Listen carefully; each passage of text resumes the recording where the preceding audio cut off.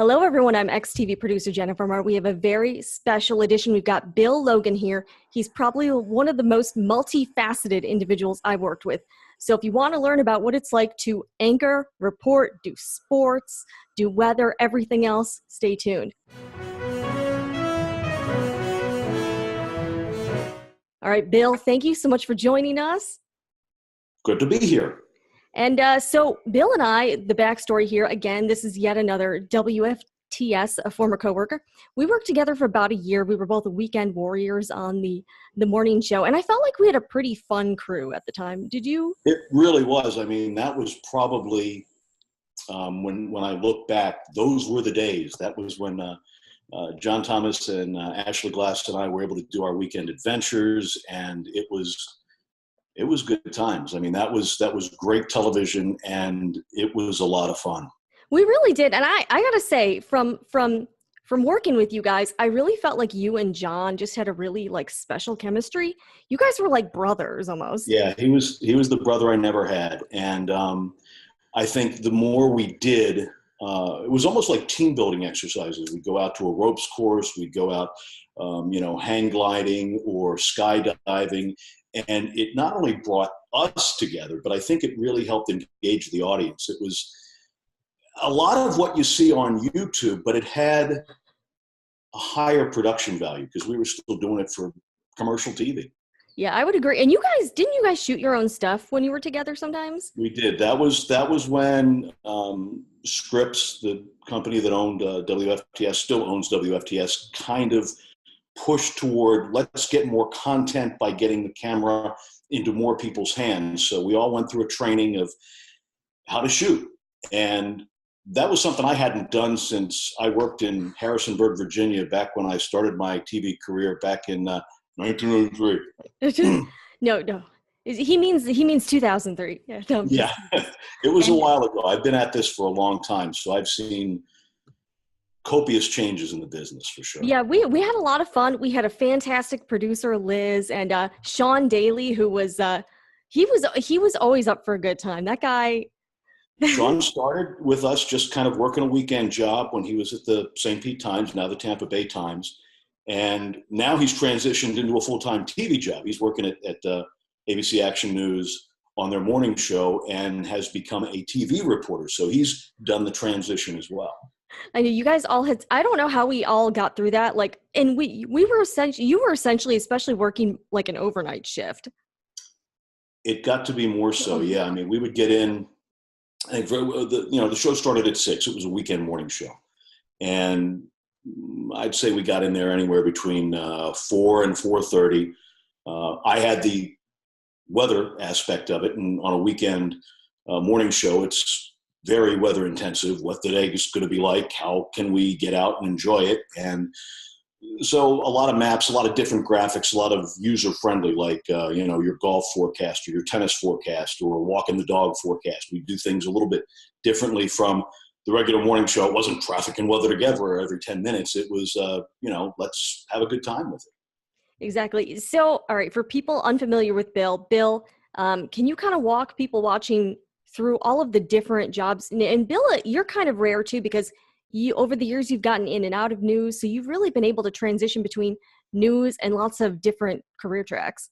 Yeah, I've had a rather peripatetic path since graduating college in 1982 from Towson State University. It was still Towson State then, and then gradually moved south. My first job was at a TV station in Harrisonburg, Virginia, which, as television markets go, was one of the higher markets. I think it was like 190 at the time. I think it's in the 170s now.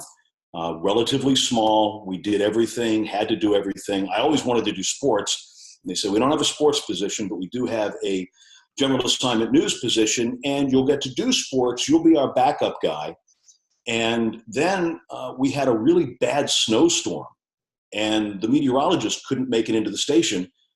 So I was kind of pushed into weather when the Shenandoah Valley had one of its worst snowstorms of 1983. And what I found was that weather is the opportunity to be yourself more than anything else. You can talk without a script. There's nothing on the teleprompter. You're basically working without a net. And either you know what you're talking about or you don't.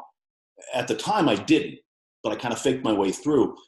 And as I went through my 30 years of doing television, I actually went back to school and got my weather credentials and got a meteorology degree. So that was my first job. My second job worked in Lynchburg, Virginia, and was sort of a morning anchor, doing the cut-ins and so forth. Then I moved to Greensboro, North Carolina, stayed there for a little while, then got a job in Tampa at WTVT in 1987 as the leisure and recreation reporter, which was, as we euphemistically put it, sports without balls. It wasn't scores and highlights. It wasn't, doing the traditional sports. It was going out and doing everything that you can do to have fun in the Tampa Bay area. So that was my introduction to Florida.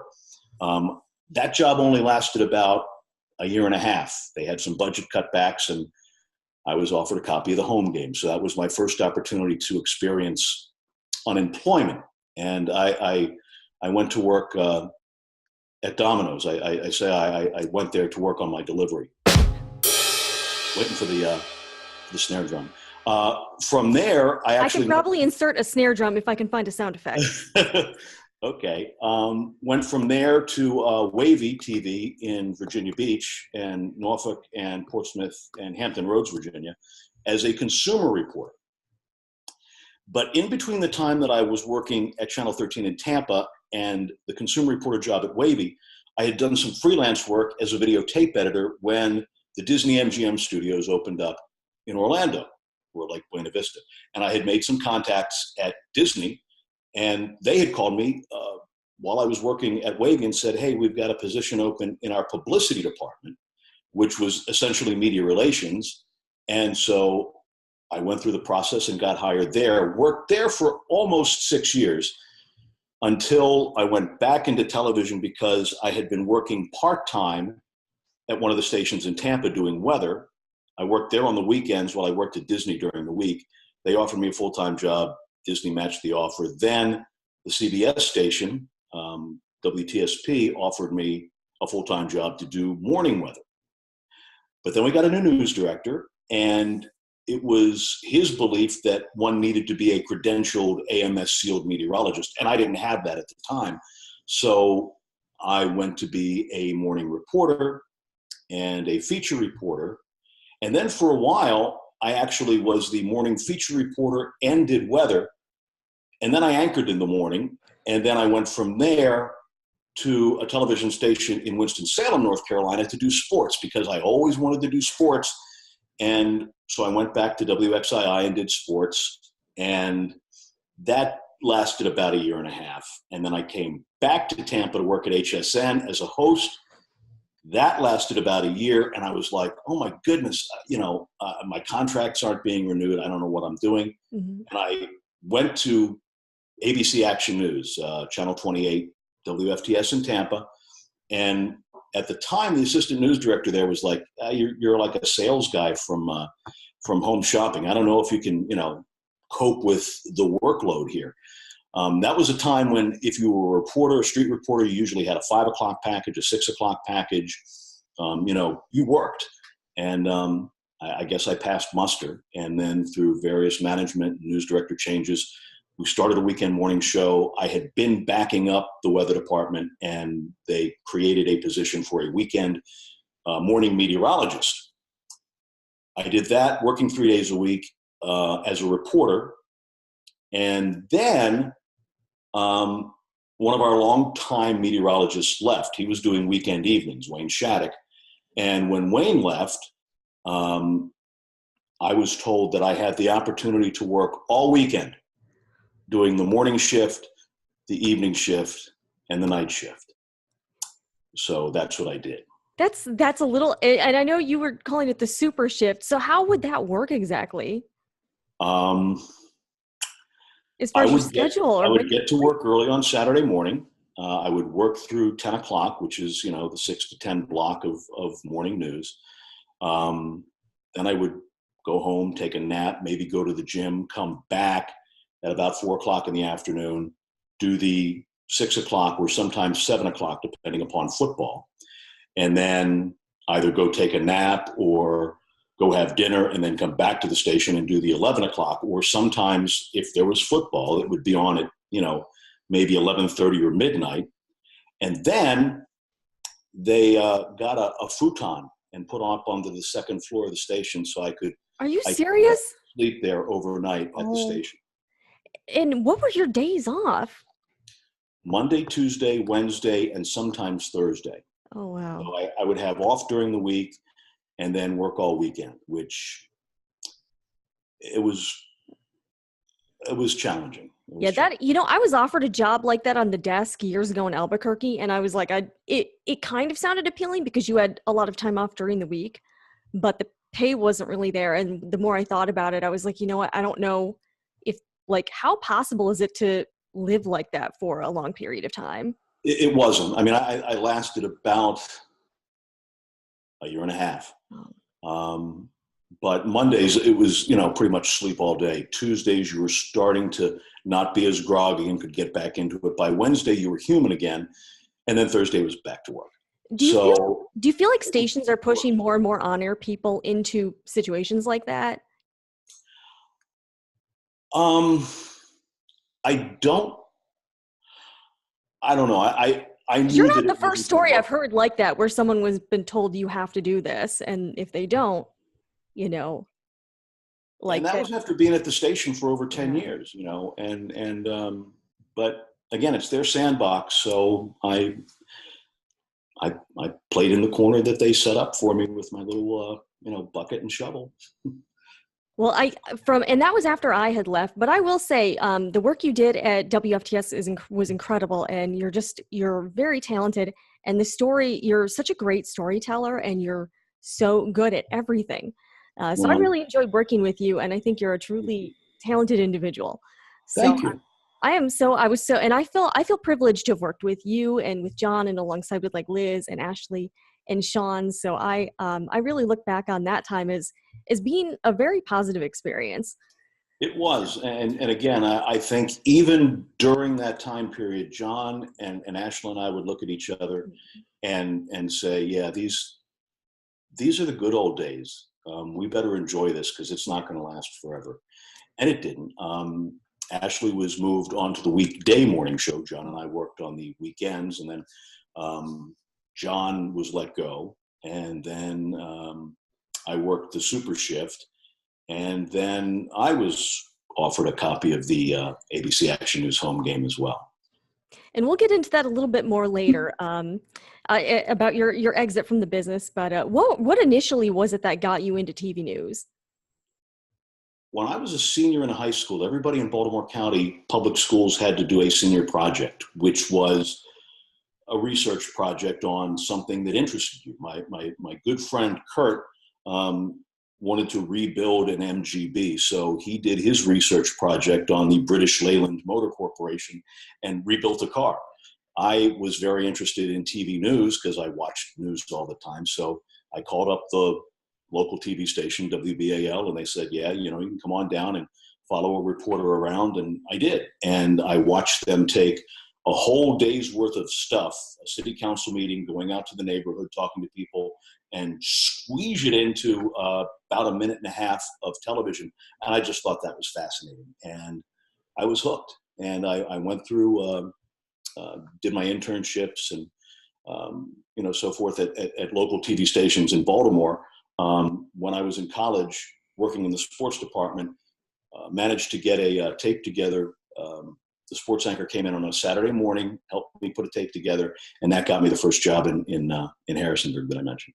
Very cool. All right. From your experience, what do you feel is the best part about working in that business, in the business of TV news? There's something new every day.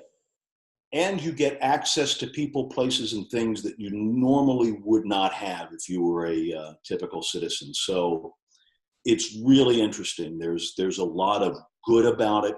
Unfortunately, sometimes, and I think everyone you've talked to in this series thus far has said that you often meet people on the worst days of their life. So that can really be a downer, especially if you're, a general assignment reporter and you're doing the normal, whatever blows up, burns down, gets shot, stabbed, flooded, or molested kind of coverage. You're going to end up running into people on what is a really bad day for them. So you have to be very sensitive to that. But on the days when you get to do a fun story or a feature or go out and skydive with Special Operations Forces out of MacDill Air Force Base, it's a really good thing. Most people don't have that opportunity. And on the other side of the coin, what do you feel is, if you were, talking to like a classroom or something, what's probably the most downer thing about working in news, the worst thing? Meeting people on their worst days, the hours, they're brutal. Holidays, weekends, you're going to end up working because somebody has to, and it can put a strain on your family. And it will if you let it. And it's hard to really divorce yourself from the TV business when you go home. You hold on to stuff too. It can really affect you. But if I had to do all over again, I'd probably do it all over again. Well, that's a good answer. And is there something you want the world to know about the TV news industry that they might have like the wrong idea about, or maybe like a misconception? I think that things have changed recently. And it's been because the audience has shrunk and shrunk. I remember when I started out, the piece of the pie at 6 o'clock that that local stations were fighting over was huge.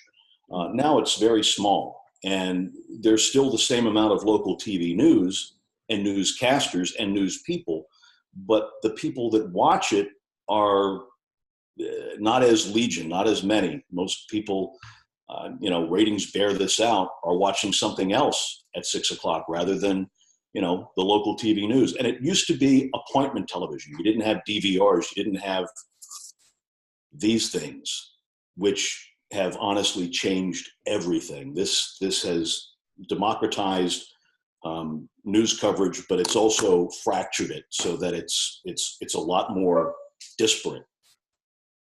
Yeah. What kind of effect, I obviously I wanted to get into this with you anyways, because we've been talking about it, but what kind of effects have you seen from social media that have impacted the industry? Well, I mean, it ended up, that's how I lost my job at ABC Action News, was through misunderstanding on social media, where someone took offense to an exchange that I had on Twitter.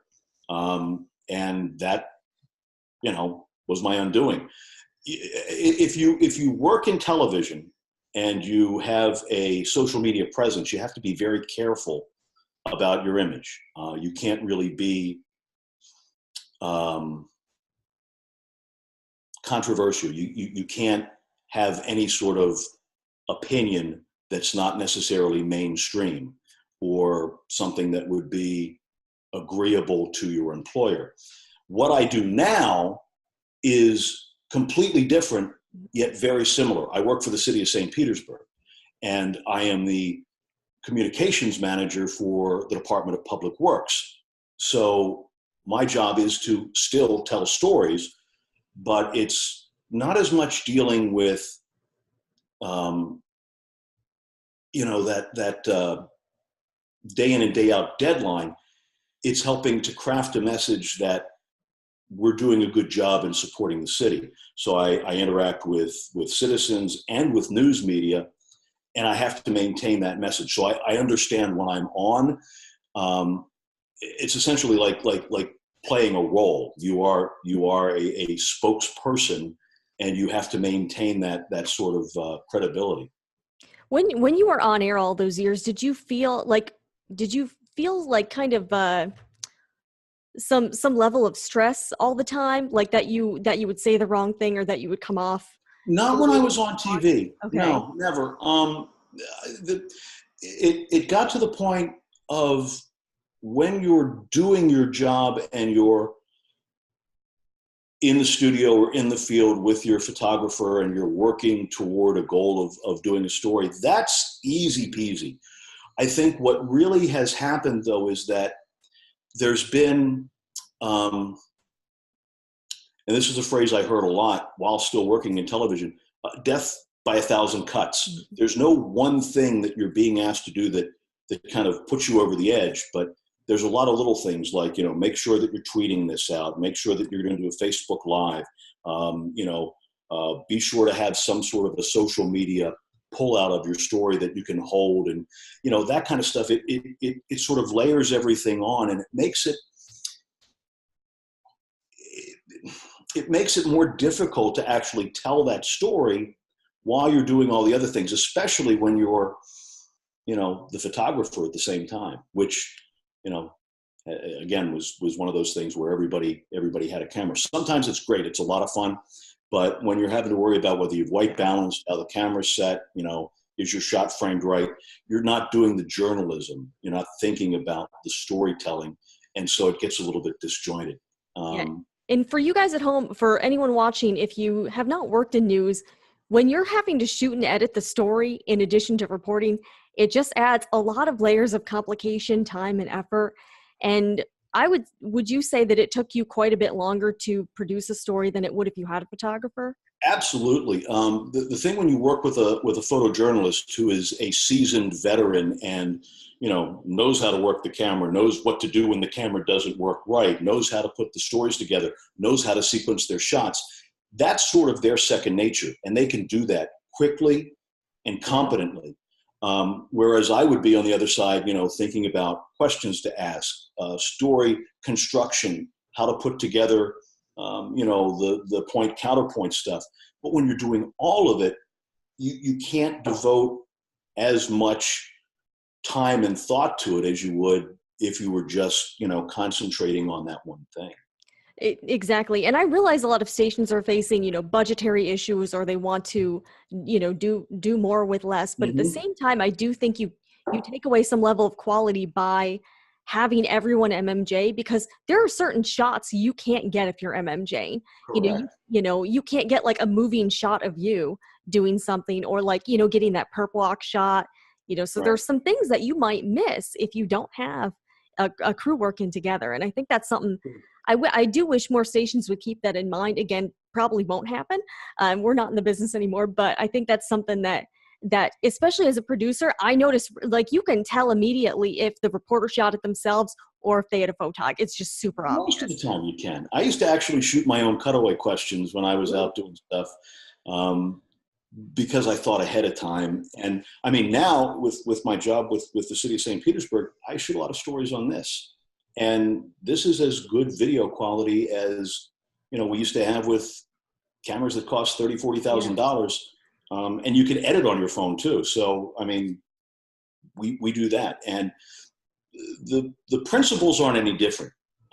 These have democratized everything, but you still have to know what you're doing and how to construct a story and put together a sequence of shots and that sort of thing. Exactly. Now, I do want to ask, do you watch a lot of YouTube, like, personally, or? I have more. When I was between engagements last year, a year and a half ago, my brother-in-law suggested, Bill, you should be a YouTuber. You should check these guys out on YouTube. I totally think you should. And I did, but I was bored like that. It was like, to me, a lot of the YouTube content, and YouTubers don't take offense at this, it was the video equivalent of an elongated selfie. Yeah. And the storytelling just wasn't crisp. It wasn't compelling, at least to me.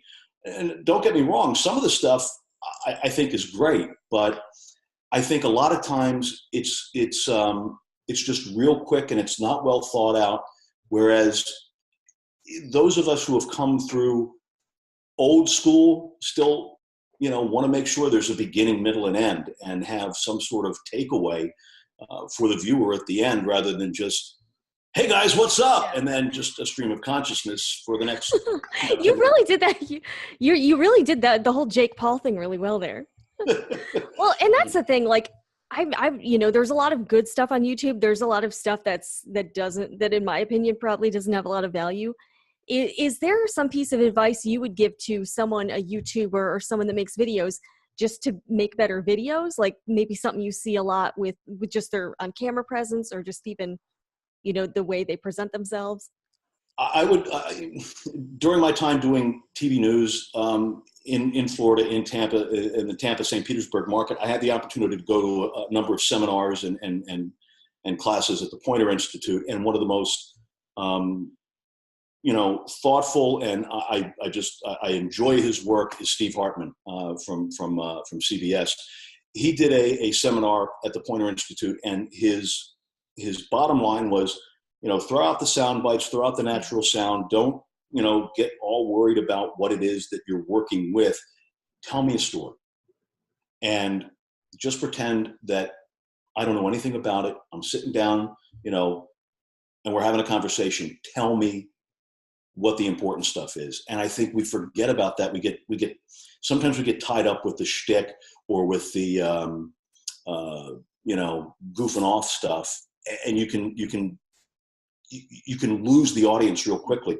But if you tell a good story, one that has, a beginning, middle, and end, I think that's where you hold the interest. And that's still, no matter what the visual medium is, film, video, YouTube, local television news, you still want to walk away with that, oh, okay, I understand now, or I get it, not just kind of filling up time and, Exactly. It doesn't it kind of blow your mind at how low the barrier is to entry? Like if you wanted a huge audience, 20 years ago, you had to really be in a place where you could have you had to go through jump through a lot of hoops, talk to the right people, have the right connections to get on TV or get into films or movies or whatever you wanted to do. But now all you have to do it's kind of interesting that the barrier to entry is so low now. All you need is a phone and an internet connection, and you can start putting content out there. And that's very interesting. At the same time, we've seen some of the downsides of that as well, because there are people out there that are putting up content that's not appropriate or that's very controversial to the point where, again, it's not advertiser friendly. So I do think YouTube is interesting because, again, we're seeing this new terrain that we've never really seen before, and they don't have to play by the same rules as TV. So that's, we're in a very interesting state of the internet, I think. We are, but I think you're still going to have, the boundaries of good taste and human kindness and being able to interact with each other. You can't throw those out. I mean, back in the day, all of the television stations would have, the seal of approval of the National Association of Broadcasters that they would abide by, or they had a license that they were serving in the public interest. You don't have that on YouTube, but you still have to connect with people. And you still have to present yourself, I think, in a way that, is not going to disparage somebody else, not going to, hold anyone up for public scorn and ridicule, and be a neighbor, be a part of a community.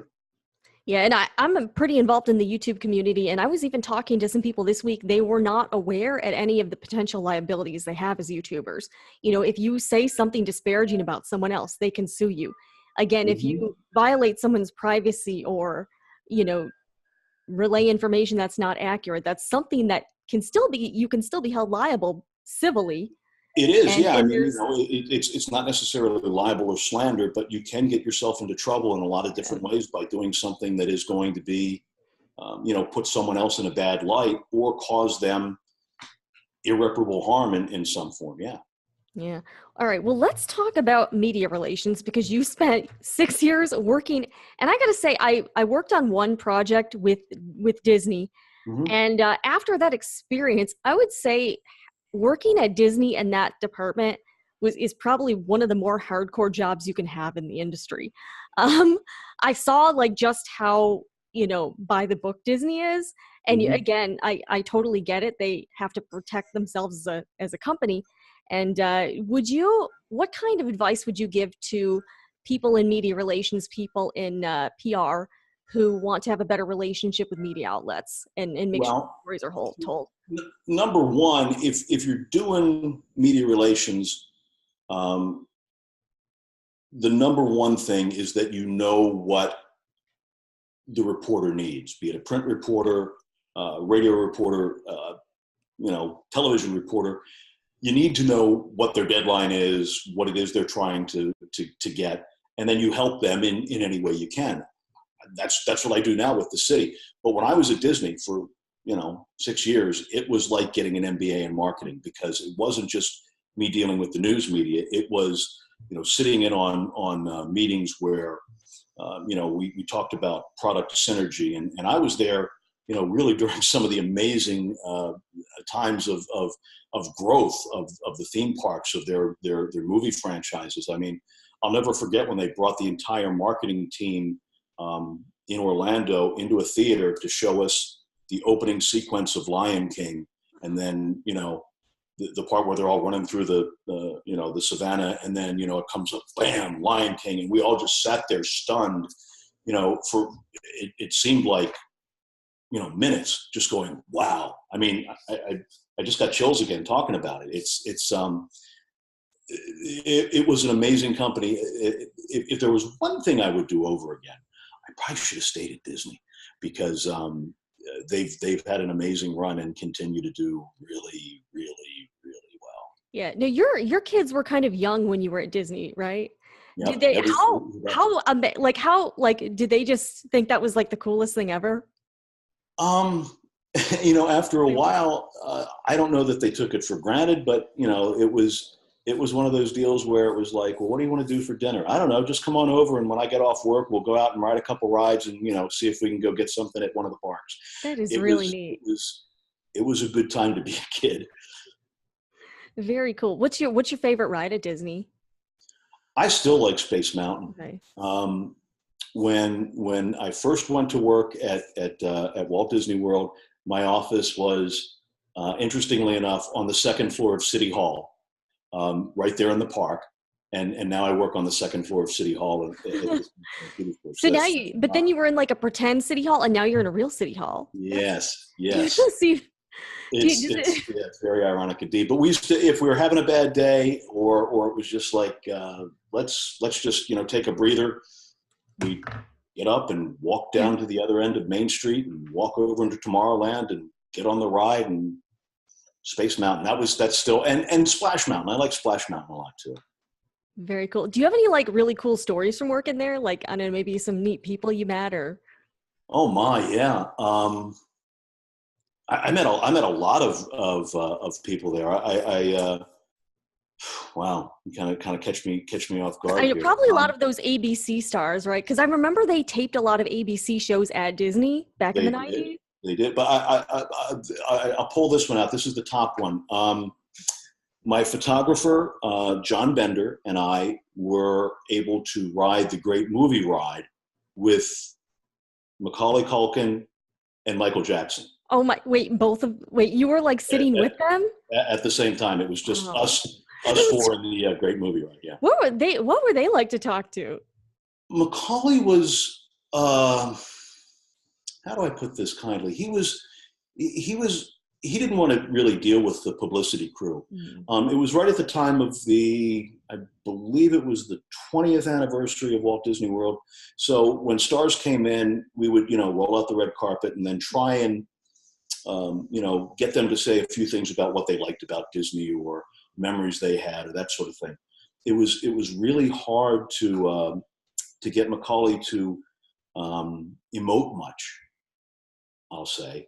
And Michael Jackson was the most intensely shy person that I ever spoke to. He was almost intimidated by the camera away from his, performing persona. It was very weird, but yeah, that was probably my most memorable brush with great. Okay, that's a good story there. And from the news side, do you have any particular stories that really stick out to you as maybe like a really cool one, a weird story, a really like, something that you worked on that was, something you would never want to relive?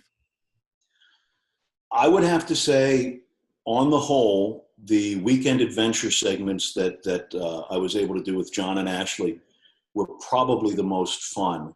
The most memorable story that I ever did was a really simple kind of community story when I was working at Channel 10 in Tampa. And it just kind of came about really offhandedly. We found out that a little girl who was about 7 or 8 years old, had gotten some inline skates for Christmas. And the sidewalk in front of her house was, all kind of chopped up, and she couldn't skate. So she sent a letter to the city manager, and the city manager wrote her back and said, yeah, we'll fix it. And so we just kind of did, a little thing that, you no matter how old you are, you can get things fixed if you go through the right, procedure.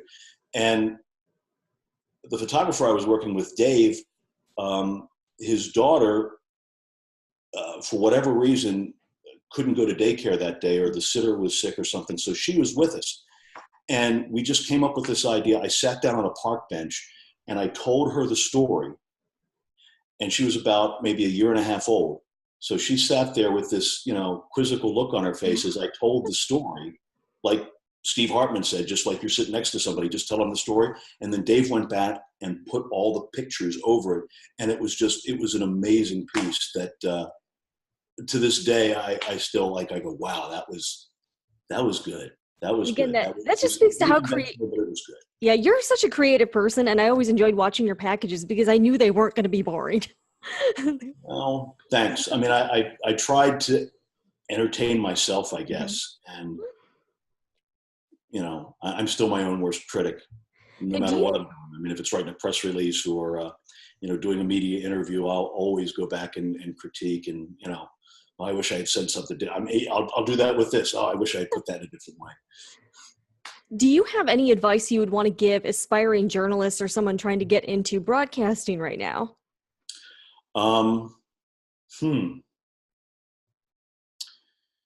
Be ready to work for it.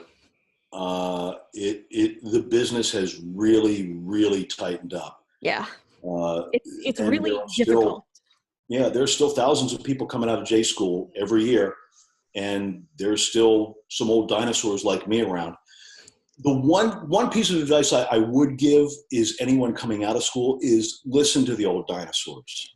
They're the ones who had to shoot film, maybe in some cases, or at least 3/4 inch with no time code. And it wasn't as easy to gather stuff as it is now. So they had to be more creative. They had to be more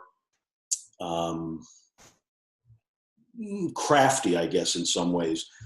You can get lazy with the technology that we have now and let the technology kind of overtake it, but don't forget how to tell a story. Yeah. Main thing is don't forget how to tell a story. You got your who, what, when, where, why, how, and beginning, middle, and end. That's, those are always going to be there, or have to be there, or should be there. And for someone, there is a lot of rejection in this business, as you found. Again, a lot of people in our industry end up finding themselves without a job at some point and having to come back from it. Do you have any, what kind of life advice would you give to folks that might be facing that or find themselves in that situation?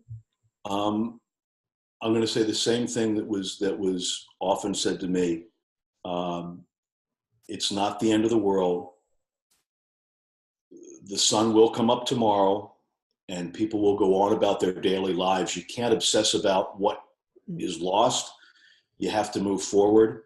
It's a lot easier said than done. But in the end, I think God's got a purpose for you. And whatever obstacles you end up getting over, that makes you who you are. So embrace that. And it's not what happens. You're not defined by you're falling down. You're defined by how you get up. Yeah, no, that's exactly right.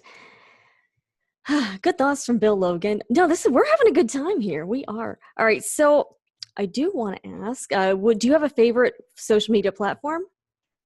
There's one that I use now with the city of St. Pete. It's called Nextdoor. And it's a neighborhood Facebook, essentially, where people can, ask each other, do you know a good babysitter? Do you have any recommendation on a vet? Because I've just moved in. But I found from a city spokesperson or a city news dissemination about public works, it really, really works well because we can explain to people how various projects will affect them in their neighborhood. And, they're engaged. Facebook can get a little bit overwhelming because there's so much on it, and the algorithms are always adjusted so that your feed may or may not get out to your intended audience, and that's kind of out of your control. But Nextdoor, I found, really is good to be able to impart information. Sometimes it'll bring out a lot of complainers, and that can be a little bit difficult to deal with. But that's something that you're on the used. other hand, that's Something the that honor people are used to. So you've got the perfect training for dealing with the public. Yeah, Yeah. yeah. It's definitely a two-way communication platform, but I think that's what communication has really gotten into. Broadcasting isn't what it used to be. There are not many broadcasters. Folks are narrowcasting. If you look at just the cable networks, they're not going to a wide audience. They're choosing different slivers of the population and crafting their message toward that, because there are so many channels out there that people don't want to watch necessarily a general interest. They want to find somebody that speaks to what they believe or what they think, and shares their same mindset. Yeah. Now, because we were talking about social media, what, in your opinion, what do you think is like the good and the bad of social media? Because obviously there are a lot of positives, and we've seen a lot of negatives to it as well. I think that the anonymity in some cases, and the ability to hide behind, perhaps a made-up handle or troll, if you will, and the sense of keyboard courage that people get, where they would say something online or in a forum or type it out that they would never think of saying to someone's face. And I think that sometimes social media can become anti-social media because of that. But on the other hand, it does enable that interaction on a larger scale with more people if you use it right. No, very, very true. And that's, yeah, exactly. Like some of the things, and I think I heard something recently, Philip DeFranco was saying, you know what, everything you post, we didn't have social media when we were kids or teenagers. Mm-mm. And these young people have to keep in mind, every single thing you put on the internet is permanent. So basically he likened it to getting a tattoo. Every tweet you send out, every Instagram post, it's something that will stay with you for life now. That's your whole reputation. So something you post when you're 20, you don't want to regret it when you're 40. Like, right.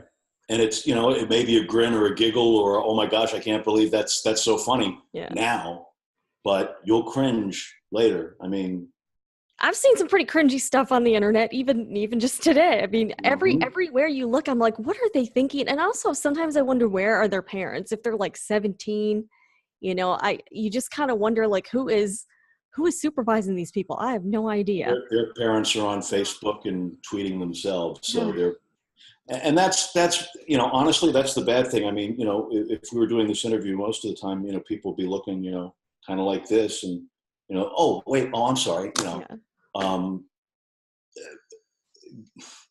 The phone's great, but 10 years ago, we didn't have iPhones. We had Blackberries and flip phones. The Droid, it's changed everything. It's changed. And I don't think even 10 years ago, because, when YouTube came out in like 2006, I never would have seen this coming. I never would have seen how big of an impact. Mm-mm. Like when websites were first out, you kind of saw them as a supplement to the newscast. And now social media is the main event, and it's not a sideshow. And I think even local broadcasters, as they hire people to be video journalists or MMJs or whatever you would call it, the main tenet is that this will be platform agnostic. Yeah. It may be on our 6 o'clock news, but it will definitely be on our website. So you're producing content that could get used in a variety of venues, but the content still remains key or king, or, that's what the end product is always going to be, that story. Exactly. And that brings me to my next question. Obviously the TV industry, it's in kind of a weird time right now. What do you think if you were in charge, what do you think the TV industry can do to remain relevant? Because I know they're trying out I know lots of stations are trying out lots of different things, and yeah, and what I see now is station groups, large station groups, using the economy of scale to have all of their news music the same, the graphics are all the same, and no matter what town you go into, you can tell, yeah. oh, that's that's a Tegna station, that's a Scripps station. They all look the same. But I think what's really going to be the future is probably going back to local broadcasters, because the stations that all look the same or have the same graphics or the same feel, no matter what town you go into, it's sort of like when you go on vacation and you go to a new town and you eat at Applebee's or you eat at Chili's. It's the same as what you've got at home, but you really kind of seek out that local restaurant with that local flavor that's going to be different. And I think those are going to be the opportunities where local broadcasters stand out. It may not happen this year, it may not happen in 5 years, it may not happen in 10 years, but I think there's probably going to be a shift at some point where local mom and pop stations, so to speak, have sort of a renaissance, and they can have that local flavor. And that may be where you really get some of the best and most innovative storytelling and broadcasting sometime down the line. Well, Bill Logan, thank you so much for being here. And my last question is actually a chance for you to ask a question. I want to give you the opportunity. It doesn't have to be news related. You can ask everyone watching any question you want. If you were a tree, what kind of, no, wait. I would just, what's important in what do you want to see on television? I think is the sort of bottom line, because we're being offered different choices by folks who are consultants or corporate managers of content and that sort of thing. They think they know, but I think the question would be, what do you as a viewer really want to see on YouTube or television or whatever platform you're looking at? What's important to you? What is it that makes you want to watch? That is a very good question. And yeah, who knows, maybe 10 years from now, everyone will just be watching everything on their phones. So wait, this is going to be, I'm curious to see what happens over the next decade or so. Just think about how much has happened over the past decade. I mean, it's been a sea change. Who knows? And who knows, Bill, maybe you'll become a daily vlogger. Maybe you'll be maybe you will overtake the Paul brothers. Well, I don't know. I don't know. You'll have to start dabbing though first. And hey, what's up? Yeah, and I the channels where it's like, hey guys, welcome back to my channel. Like, well, it's like we've never been to your channel before. How do I know? I don't know. But it's tough because it's not two-way. This is two-way. We can ask and answer questions, but when you're doing something that's a vlog, oftentimes it's just blah. Well, good thoughts, Bill. And if you have anything else to add, this is your chance. And where can we find you online? Twitter, websites, anything you want to? I tell you right now, I do have a presence with what I do with the city of St. Petersburg. It's a YouTube channel. We don't have a whole heck of a lot of followers, but we do put out pretty regular updates on what's going on with Public Works. It's the St. Petersburg Public Works YouTube channel. What else am I? I'm on Twitter at STPETEPW at St. Pete Public Works, and that's really been my focus. We've had a lot of very important communications to make from the city, so I've really kind of dived in deep with that. My personal Facebook and Twitter has really almost gone down to a non-existent state because it's become very important to do those sorts of things online for the city. So This is personal time, but using everything I've learned in all the various jobs leading up to it, I think we're really doing a good job of communicating things through the city. So if you want to see what I'm working on, that's where to go. Well, I know I'm excited to see what you do with the city of St. Petersburg, and I will link everything below. And again, if you are a fellow XTV newser and you'd like to be featured on this show, feel free to leave a comment, or you can catch me on Twitter at XTV producer Bill Logan. Thank you so much. Thank you.